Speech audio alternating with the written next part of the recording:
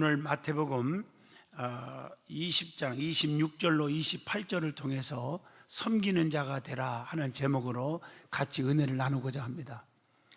우리 하나님은 절대적으로 교만한 자를 싫어하거든요. 그래서 야고보서 4장 6절에 이렇게 말씀합니다.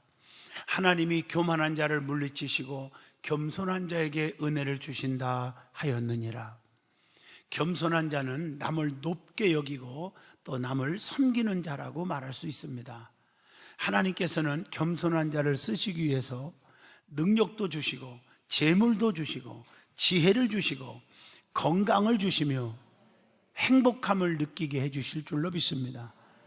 그래서 마가복음 10장 43절에 우리 예수님이 말씀하십니다. 너희 중에 누구든지 크고자 하는 자는 섬기는 자가 되라. 여러분, 크고 싶습니까? 성공하고 싶습니까? 높아지고 싶습니까? 섬기는 자가 되시기를 바라요. 특별히 예수님께서 이 땅에 오신 목적을 말씀하신 적이 있죠. 요한복음 10장 10절 말씀에 보면 생명을 얻게 하고 더 풍성히 얻게 하기 위해서 오셨다고 말씀합니다. 그러면서 섬김을 받으러 온 것이 아니라 오늘 본문에 보니까 도리어 섬기려 하고 자기의 목숨을 많은 사람의 대속물로 주기 위해서 오셨다, 이렇게 말씀하고 계십니다. 여러분, 교회가 부흥해야 되겠죠? 제가 얘기하는 교회 부흥은 숫자적으로 막 늘어난다, 그런 것만이 부흥이 아니에요. 그것만 주장한 것은 정말 잘못된 거죠. 영적으로, 정신적으로, 모든 육신적으로 우리가 교회 안에서 믿음이 쑥쑥 자라고 교회가 건전해지고 교회가 뜨거워지는 교회, 나는 부흥하는 교회라고 생각합니다. 교회 성장의 원리 가운데 특별히 잊을 수 없는 게 쟁반의 원리입니다. 여러분, 이게 쟁반이라고 생각합시다. 먼저 믿는 자들이 항상 쟁반이 되어줘야 합니다. 쟁반은 담는 원리이지 흔드는 원리가 절대로 아닙니다. 흔들면 담겨져 있는 것들이 다 흩어져 없어지는 것입니다. 그러므로 먼저 믿는 자들의 그 쟁반이 되어 받들어야 합니다. 가정에서도 남편을, 아내를, 자식을, 교회 안에서도 주의 일꾼들을, 열심히 충성하는 사람들을 여러분 흔드는 말을 하거나 흔드는 행동을 하면은 안 됩니다. 마찬가지로 교회 안에서 나중 온 자들이 일할 수 있도록 먼저 믿는 자들, 먼저 교회 온 자들이 받들어야 합니다. 그래야 교회가 정상적인 교회가 될 수가 있습니다.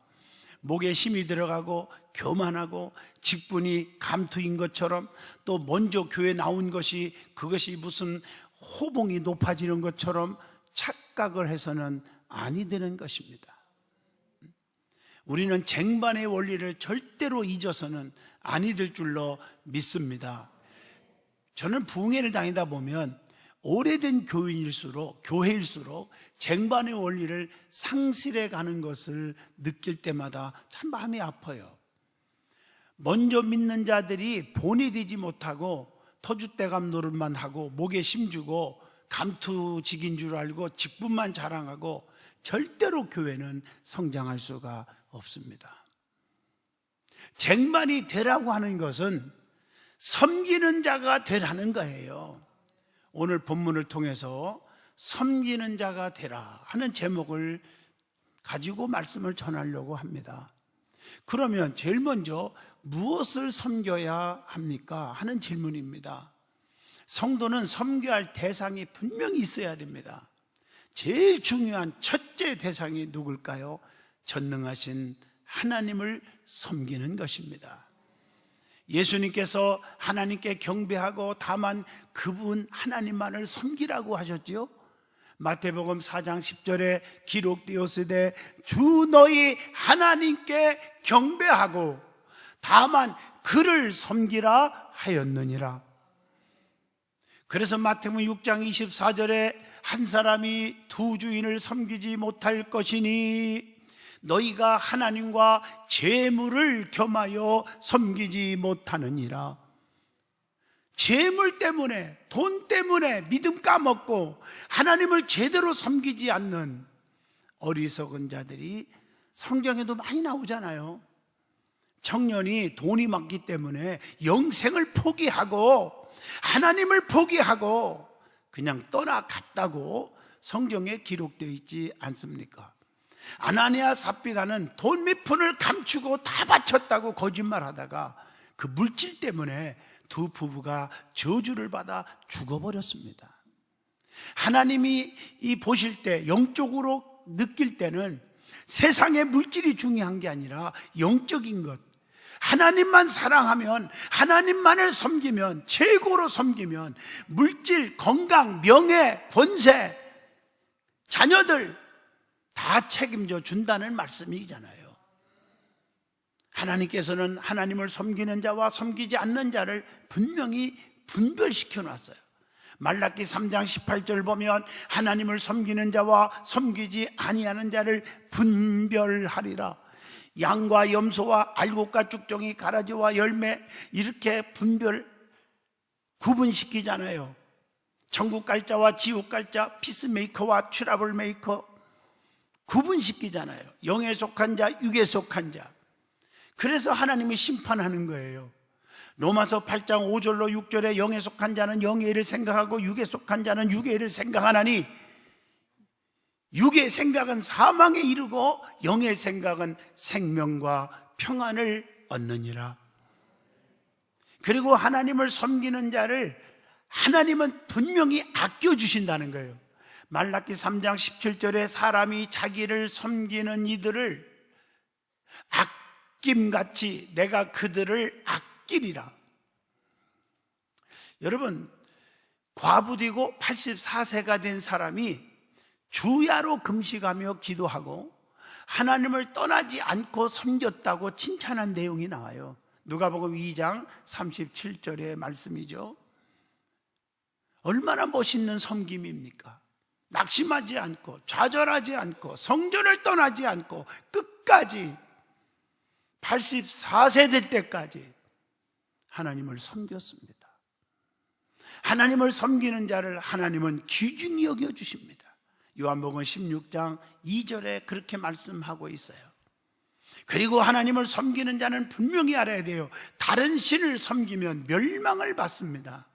신명기 8장 19절에 보면 네가 만일 네 하나님 여호와를 잃어버리고 다른 신들을 따라 그들을 섬기며 그들에게 절을 하면 내가 너희에게 증거하노니 너희가 반드시 멸망할 것이요. 그러므로 우상을 섬기지 말고 하나님만 섬기라는 거예요. 우상은 두 가지가 있죠. 보이는 우상, 보이지 않는 우상. 보이는 우상은 여러분 잘 아시잖아요. 어떤 형체를 만들어 놓고 기도한다든가 빈다든가 절을 한다든가, 이거 다 우상입니다. 숭배입니다. 보이지 않는 우상이 뭘까? 하나님보다 더 사랑하는 것, 그게 모든 것이 우상입니다. 그래서 아브라함이 왜 축복을 받은 줄 아십니까? 하나밖에 없는 아들, 100세에 난 하나밖에 없는 기가 막힌 아들 이삭보다 하나님을 더 사랑했어요. 그래서 모리아 산으로 바치러 가잖아요. 바치러. 얼마나 하나님이 그걸 보고 기뻐했을까?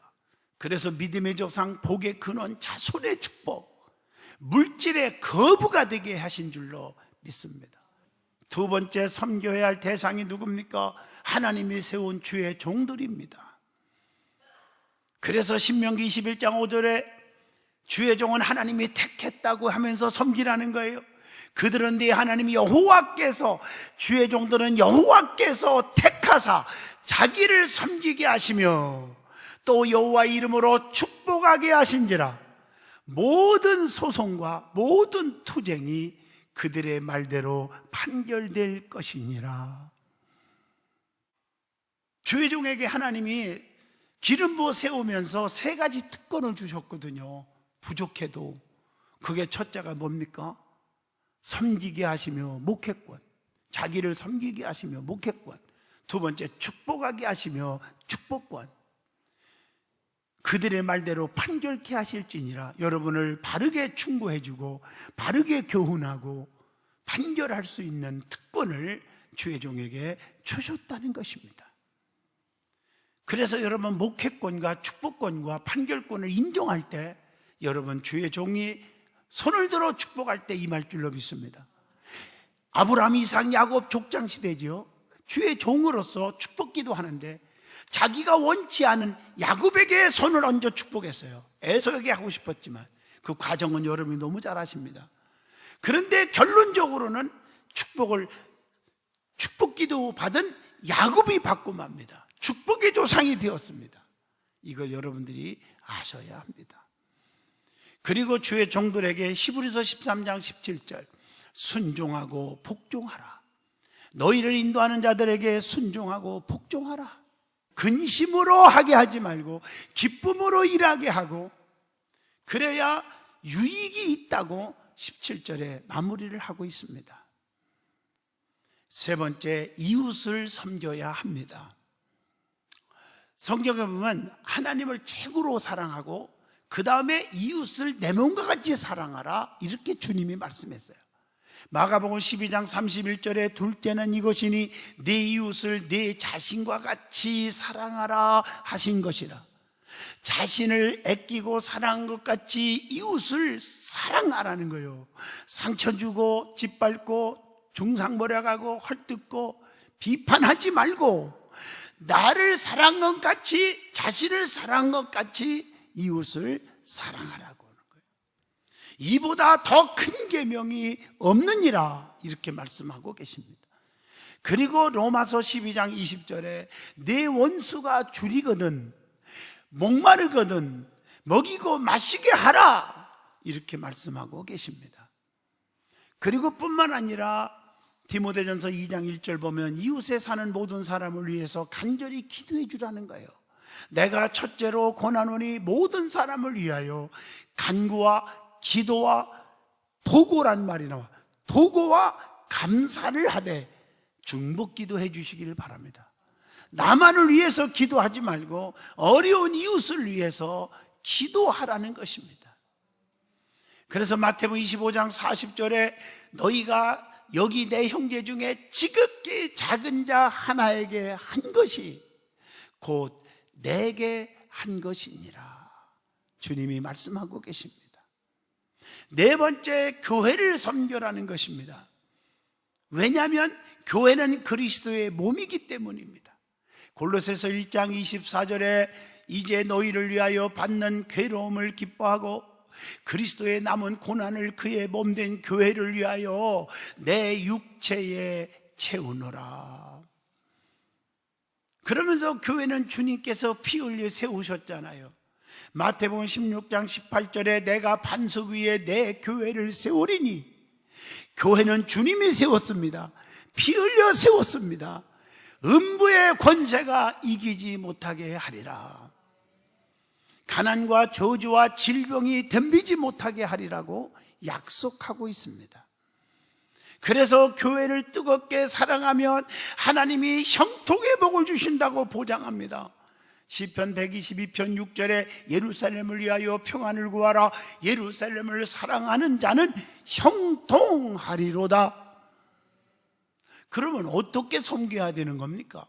섬기라고 그랬는데 어떤 방법이 있습니까? 하는 질문입니다.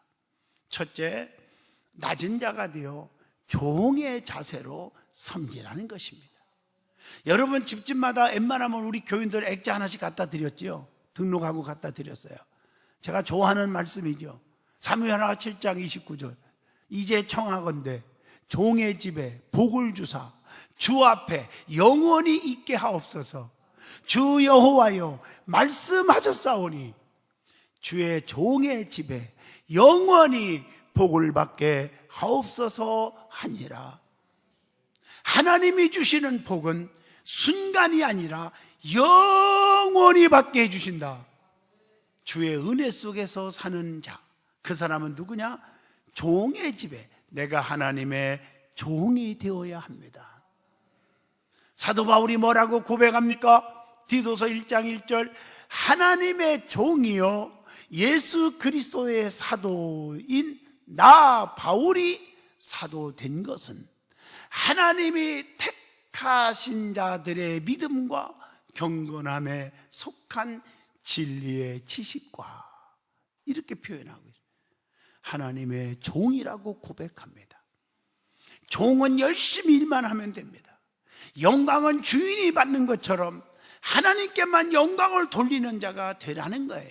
누가복음 17장 10절의 말씀입니다. 종은 자기 의지가 없이, 자기 수단과 방법과 자기의 생각이 없이 단지 주인이 시키는 대로만 따르는 것, 순종하는 그것이 종입니다. 여러분, 성경에 그런 말씀들이 많이 나오잖아요. 그래서 무조건 따를 때 기적이 일어났잖아요. 항아리에 물을 채우라 하신즉 아귀까지 채우니. 이해가 안 되잖아요. 맹물을 왜 채우라는 거예요? 그러나 아귀까지 채우니 이제는 떠서 연회장에게 갖다 주라. 이거 장난도 아니고 무슨 포도주라고 맹물을 떠다 주냔 말이에요. 그랬더니 그들이 순종했어요. 연회장은 물로 된 포도주를 맛보고도 어디서 났는지 알지 못하되 물떠온 하인들은 알더라. 주님이 기적을 베푸신 것을 알더라, 이 말입니다. 여러분, 이것저것 따지지 말고 무조건 순종하기만 하면 됩니다. 종의 자세로. 두 번째로 봉사로 섬겨야 합니다. 여러분, 육신이 운동하면 건강하잖아요. 봉사할 때 영적인 건강이 와요. 사람은 육과 영이 있죠. 육이 성장하려면 4가지 잊어서는 안 되죠. 음식을 먹어야죠. 4가지. 이것은 영적으로 뭐예요? 영의 양식, 말씀 먹어야죠. 숨을 쉬어야지요. 영적으로 기도해야지요. 운동해야 건강하지요.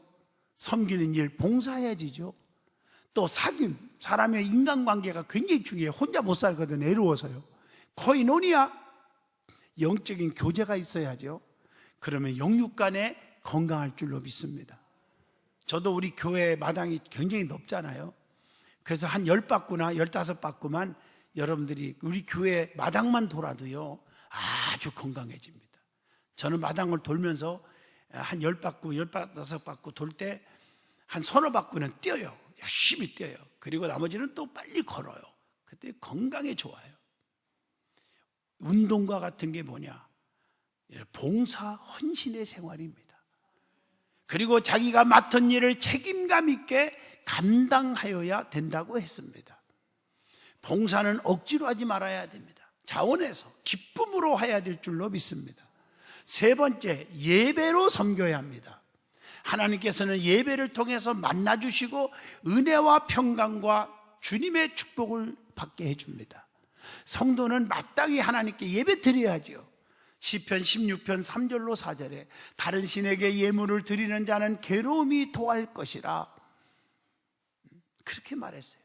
하나님은요 예배 받으시기에 합당하신 분이라고 신명기 26장 10절에 그렇게 말씀하고 계십니다. 어떻게 예배 드려야 하느냐?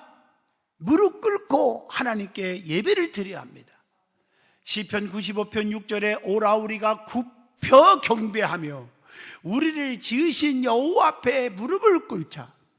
하나님 앞에 나와 예배 드릴 때는 무릎 꿇는 자세로 그렇게 예배를 드려야 되는 것입니다. 어떻게? 요한복음 4장 24절 하나님은 영이시기 때문에 예배하는 자가 영과 진리로 예배할지니라 말씀하고 계십니다. 모든 것의 근원이 되시는 하나님을 경배하고 예배하라는 거예요. 계시록 14장 7절에 보면 하나님을 두려워하며 그에게 영광을 돌리라.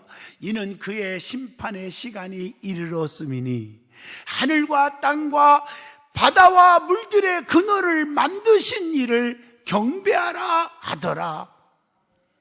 자, 그러면 섬기라고 그랬어요. 자, 섬기는 자의 바른 자세가 있어요. 어떤 태도로 하나님을 섬기는 것이 바른 것인가? 첫째, 온전한 마음으로 섬겨야 합니다. 역대상 28장 9절에 내 아들 솔로몬아 너는 내 아버지의 하나님을 알고 온전한 마음과 기쁜 뜻으로 섬길지어다. 즉 온전함과 진실함으로 섬기라는 거예요. 여호수아 24장 14절에 봐도 여호와를 경외하며 온전함과 진실함으로 그를 섬기라 분명히 말씀합니다. 두 번째, 맡은 사명, 맡은 직분에 만족함으로 기쁨으로 섬기라는 거예요. 민수기 18장 7절에 보면 너와 네 아들들은 제단과 회장 안의 모든 일에 대하여 제사장의 직분을 지켜 섬겨라, 이렇게 말하고 있어요. 그래서 기쁨으로 섬기라는 거예요. 세 번째가 시편 100편 2절에 기쁨으로 여호와를 섬기며 노래하면서 그의 앞에 나아갈지어다, 이렇게 말하고 있습니다. 네 번째, 주님께 하듯 마음을 다하여 정성껏 섬겨라. 골로새서 3장 23절 무슨 일을 하든지 마음을 다하여 주께 하듯 하고 사람에게 하듯 하지 말라. 다섯 번째, 섬기는 자들 간에 서로 어떻게 협력하면서 섬겨라. 빌립보 2장 30절에 보면 그가 그리스도의 일을 위하여 죽기에 이르러도 자기 목숨을 돌보지 아니한 것은 나를 섬기는 너희의 일의 부족함을 채우려 함이니라. 교회 안에는요, 각 분야와 기관별로 나눠서 다 맡은 직분이 있어요. 그 직분을 맡았지만 결국은 한마디로 말하면 교회의 성부흥과 하나님께 영광을 위해 일하는 것임을 잊어서는 안 돼요.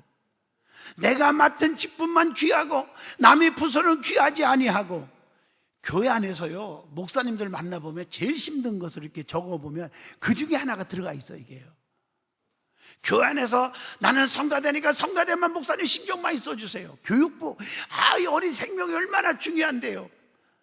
또 차량 안내가 없으면 어떻게 됩니까? 안내위원, 영접위원 얼마나 중요한데요. 다 중요한 건 맞죠. 내가 맡은 분야만 중요하고 남이 하는 일은 가볍게 여기는 어리석은 사람이 되지 마세요. 내가 맡은 일도 좀 양보할 줄 알고 다른 부서에게 신경도 써주고 협력하는 자세가 큰 틀에서 보면 하나님의 영광을 돌려드리는 일인 줄로 믿습니다. 여러분, 우리는 하나님의 지체들입니다. 손과 발과 눈과 코와 다 있어요. 손이 아파갖고 지금 힘드는데 다리에게 빨리 가서 약을 가져오라, 머리가 오다를 내립니다. 내가 아픈 것이 아닌데 내가 왜 갑니까? 손이 아픈데 손이 가야지.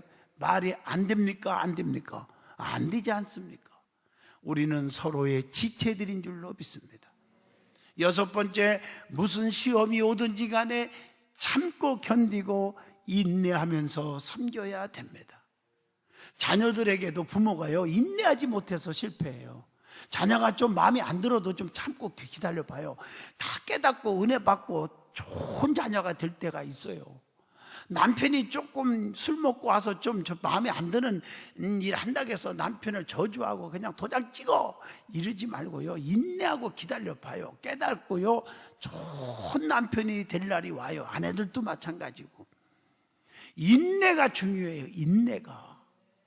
일곱 번째, 부지런하여 게으르지 말고 열심히 섬기라는 거예요. 로마서 12장 11절에 그렇게 말하고 있습니다. 여덟 번째, 교만함을 버리고 겸손하게 섬기라는 거예요. 너희는 들을지어다 귀를 기울일지어다 교만하지 말지어다 여호와께서 말씀하셨음이니라.